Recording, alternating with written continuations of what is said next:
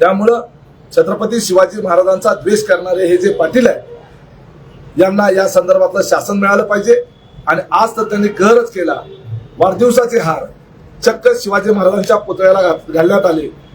ही अत्यंत दुर्दैवी बाब आहे, शिवप्रेमींच्या भावना दुखावणारी बाब आहे। दादा त्या संदर्भातले काय फोटो व्हिडिओ आहेत का तुमच्याकडे? काय पण निश्चितपणे तुम्ही त्या फोटोमध्ये पाहू शकता, जो हार अजिंक्य राणा पाटील यांच्या गळ्यात घातलेला आहे तोच हार शिवाजी महाराजांच्या गळ्यामध्ये घातलेला त्या ठिकाणी दिसेल।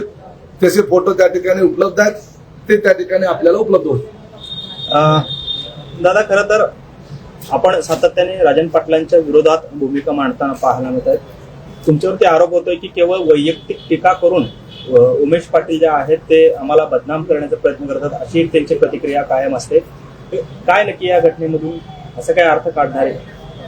हे पहा, राजन पाटील हे आमचे विरोधक आहेत आणि त्यांनी आज काय उमेश पाटलांनी त्यांना सांगितलं होतं का की अशा पद्धतीनं वागा?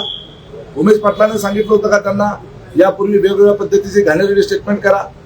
ते चुकीचं वागतात। आणि त्याचबरोबर मोहोळ तालुक्याच्या विकासाच्या संदर्भानं त्या मोहोळ तालुक्याला 50 वर्ष मागे नेऊन ठेवण्याचं काम या राजन पाटील यांनी केलेलं आहे। त्यामुळं त्यांच्यावर टीकेची झोड उठवून आम्ही जनमत जागृत करण्याचा प्रयत्न करतोय। आम्ही लोकशाही मार्गाने त्या ठिकाणी निवडणुकांचं राजकारण करतो आणि लोकशाही मार्गानं आम्ही त्यांना पराभूत देखील केलेला आहे। आणि आम्ही जे मुद्दे मांडतो ते जनतेला पटतात, म्हणूनच मोहोळ तालुक्याची जनता आमच्या पाठीशी उभी राहते। जर आम्ही जे आरोप केलेले आहेत ते खोटे असते तर जनतेनं आम्हाला मतं दिली नसती। आरोप हे व्यक्तिगत नसतात।